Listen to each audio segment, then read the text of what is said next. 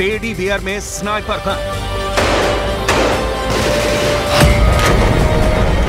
School मस्जिदों में terror network,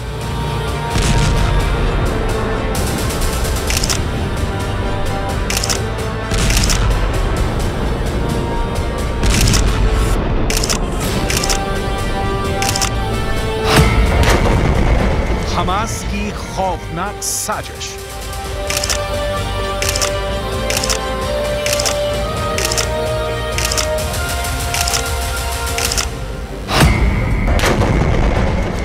IDF के खिलाफ बड़ा प्लान।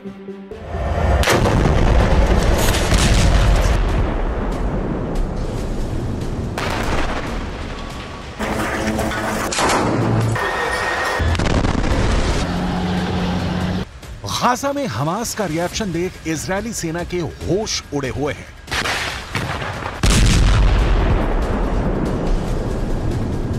इजरायली सेना की बमबारी के बीच हमास ने गाजा में जो व्यू रचना की है, बेंजामिन नेतन्याहू के पास उसका कोई तोड़ नहीं दिख रहा।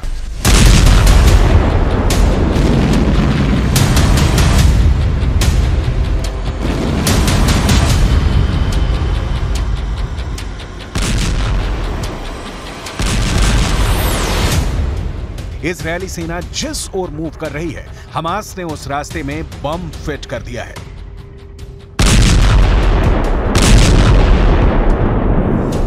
यह सही है कि 19,000 फिलिस्तीनियों की मौत हुई, लेकिन इजरायली सेना की जीरो डेथ वॉर की स्ट्रेटजी के भी परखच्चे उड़ गए हैं।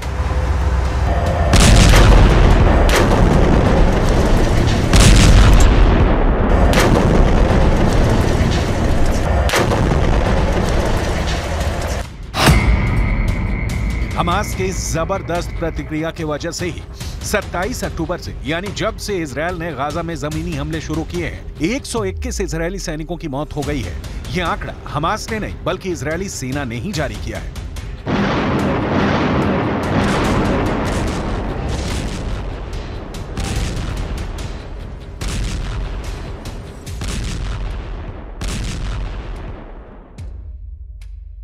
चालीस से 45 किलोमीटर लंबी और 6 से 10 किलोमीटर चौड़ी गाजा पट्टी में हमास ने ऐसी कौन सी तैयारी कर रखी है कि इजरायली सेना गाजा पर अब तक कब्जा पाने में असमर्थ रही है।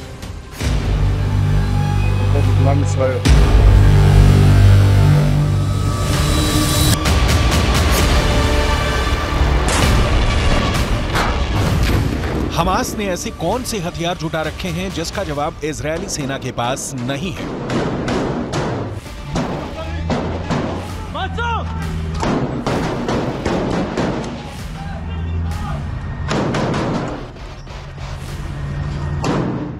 हमास के लड़ाकों ने पूरे गाजा में फैली सुरंगों की रचना कैसे कर रखी है कि इजरायल की सेना उनमें घुसने से पहले ही मात खा रही है। इन सारे सवालों का जवाब डिटेल में दिखाएंगे। अभी हमास ने इजरायली सेना के खिलाफ जो चक्रव्यूह रचा है, उसे देखिए।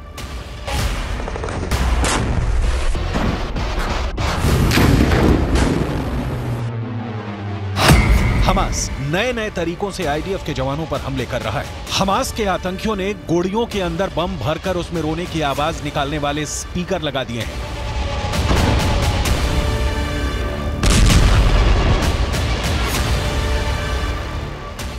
उनकी कोशिश थी कि इजरायली बंदूकों की तलाश कर रहे आईडीएफ के जवान उसे बच्चों के रोने की आवाज समझेंगे। जैसे ही उनके पास आएंगे, बम के धमाके में मारे जाएंगे।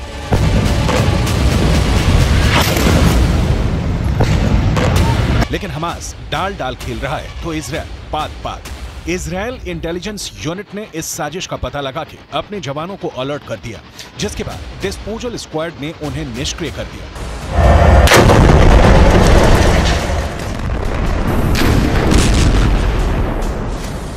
इजरायली सेना ने दावा किया है कि हमास गुड़ियों और बच्चों के बैकपैक्स को जानबूझकर एक सुरंग शॉट के पास रखा था, जो एक बड़े टनल नेटवर्क से जुड़ा हुआ था।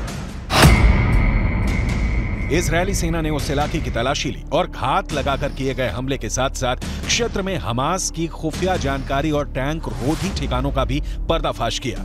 आईडीएफ ने दावा किया था कि हमास के आतंकियों ने टेडी बियर के अंदर स्नाइपर राइफल और बम छिपाए हुए थे।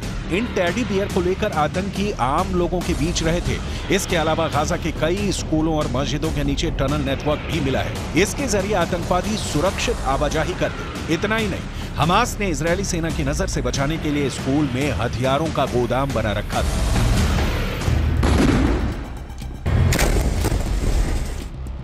हमास के पास बिना शक इजरायल वाला वेपन पावर नहीं है, लेकिन हमास के पास हथियारों में घरेलू रॉकेट, अपग्रेडेड AK-47 और सोवियत संघ के दौर के मशीन गन के अलावा कई सस्ते, नए और चोरी किए हुए हथियार हैं।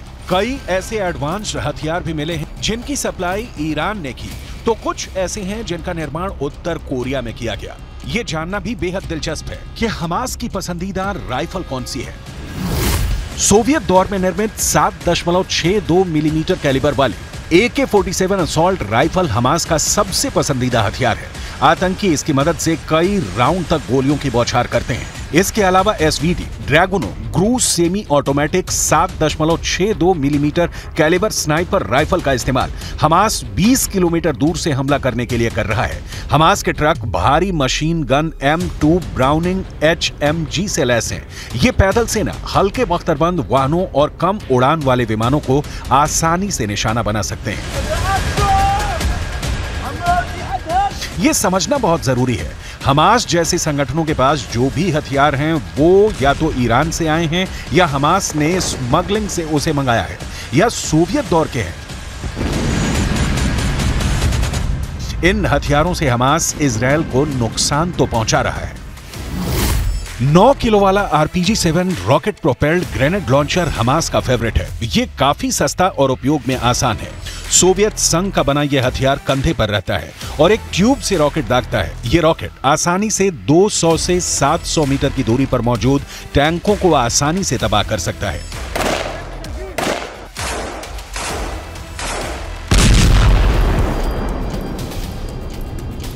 हमास को इजरायली सेना की ताकत का अंदाजा है, इसीलिए हमास ने 2014 से ही इजरायली हमले का प्रतिकार करने की तैयारी शुरू कर दी थी।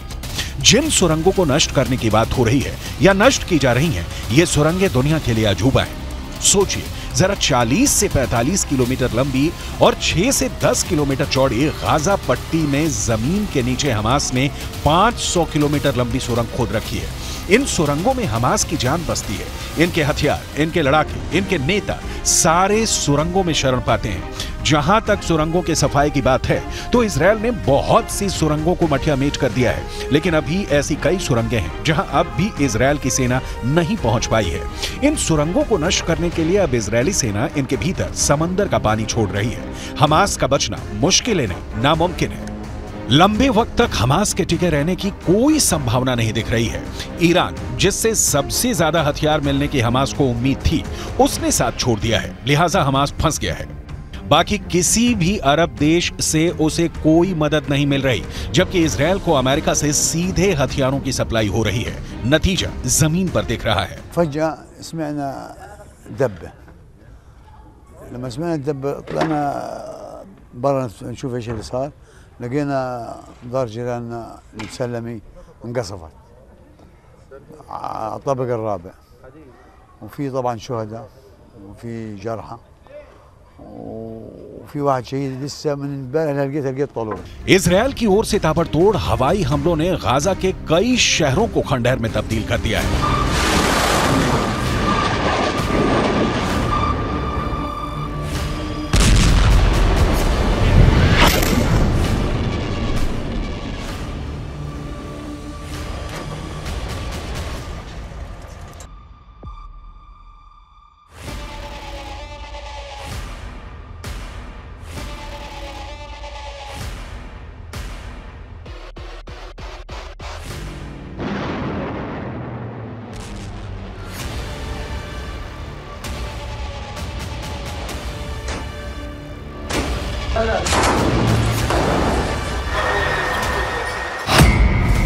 ताजा हमले में करीब 40 से ज्यादा लोगों की मौत हो गई है।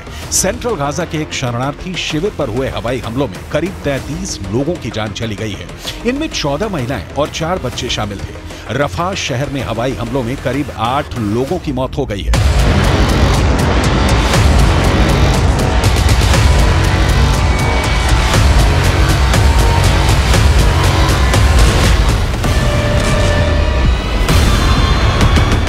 हर बीतते दिन के साथ इजराइल गाजा पर अपना नियंत्रण बना रहा है।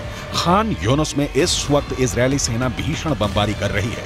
खान यूनुस ने गाजा के कई बड़े शहरों पर इजरायली सेना ने हमले तेज कर दिए हैं। इजरायल के प्रधानमंत्री बेंजामिन नेतन्याहू को बहुत गौर से सुनिए, क्योंकि जिन्हें युद्ध विराम की उम्मीद दिख रही है उन्हें बहुत निराश होना पड़ेगा। बंधकों की मौत की हमास वाली धमकी का इजरायल के प्रधानमंत्री बेंजामिन नेतन्याहू के ऊपर कोई असर नहीं दिख रहा है। אנחנו נשיג את כל יעדינו, חיסול החמאס, שחרור כל חטופינו, והבטחה שעזה לא תהפוך מחדש למוקד טרור, הסתה נגד מדינת ישראל והתקפות נגד מדינת ישראל. אנחנו נמשיך להילחם עד הסוף למען הנופלים ולמען הבטחת חיינו כאן בארץ ישראל. इजरायल फिलिस्तीन की जंग देखते देखते कई पीढ़ियां गुजर गईं, लेकिन 2023 में जिस तरीके से युद्ध छिड़ा है उसने तबाही की नई कहानी लिख दी है। इजरायल इस इरादे के साथ मैदान में उतरा है कि हमास के अंतिम आतंकी के जिंदा रहने तक गोली चलाते रहना है, जबकि हमास इसकी कोशिश कर रहा है कि बीते सालों की तरह बंधकों के नाम पर वो युद्ध विराम करवाएगा, संयुक्त राष्ट्र में आवाज उठाएगा और विश्व बिरादरी से इजरायल पर दबाव बनवाएगा कि वो हमास पर हमला नहीं करे। हमास की ये कोशिश आंशिक रूप से रंग भी ला रही है। अमेरिका ने इजरायल को 2 टूक कहा है कि हमास के आतंकियों को मौत की नींद सुलाने के दौरान ये ख्याल रखा जाए कि किसी आम फिलिस्तीनी की इसमें मौत ना हो। लेकिन युद्ध में इजरायल इस कदर उलझा हुआ है कि अपनों तक को पहचानने में इजरायली सेना से भूल हो रही है। इन 3 युवकों को हमास ने 7 अक्टूबर को बंधक बना लिया था। इजरायली सेना ने गाजा पर हमला किया तो पहचान की संकट के कारण इन तीनों को गोली मार दी। हालांकि इजरायली सेना ने अपनी गलती कबूल कर ली है, लेकिन युद्ध में ऐसी गलती की संभावना लगातार बनी रहती है। सवाल फिर युद्ध कहां जाकर रुकेगा और 22 लाख फिलिस्तीनियों के भविष्य का क्या होगा? इस सवाल का जवाब नेतन्याहू के पास नहीं है, क्योंकि इसकी तैयारी में अमेरिका जुट गया है। जो बाइडेन का कहना है कि वो एक नई फिलिस्तीनी प्राधिकरण देखना चाहते हैं, जिसे महमूद अब्बास 2005 से चला रहे हैं। बाइडेन चाहते हैं कि संघर्ष समाप्त होने के बाद नई फिलिस्तीनी प्राधिकरण गाजा में कार्यभार संभाले। गाजा में आखिरी बार चुनाव 2006 में हुए थे। इस चुनाव में हमास को जीत मिली थी, लेकिन हमास ने सरकार बनाते ही महमूद अब्बास की फतह पार्टी के नेताओं के खिलाफ हिंसा शुरू कर दी थी। इस हिंसा में फिलिस्तीनी प्राधिकरण और फतह के हजारों कार्यकर्ता मारे गए। इस हिंसा के बाद महमूद अब्बास ने हमास के प्रमुख इस्माइल हानिया को पद से हटा दिया था, लेकिन हानिया ने इससे इनकार करते हुए फिलिस्तीनी प्राधिकरण से अपना रिश्ता तोड़ लिया था।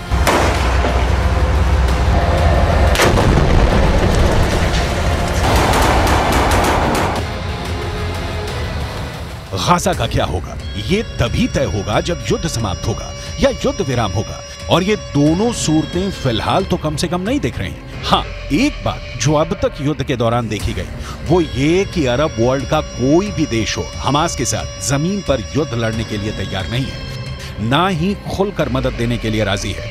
यमन के हूथी विद्रोहियों के हमले या लेबनान के हिजबुल्लाह लड़ाकों के अटैक इजरायल को रोक पाने में समर्थ नहीं है, और इजरायल तभी युद्ध विराम करेगा जब हमास के अंतिम आतंकी को मारकर वो गाजा पर कब्जा कर ले।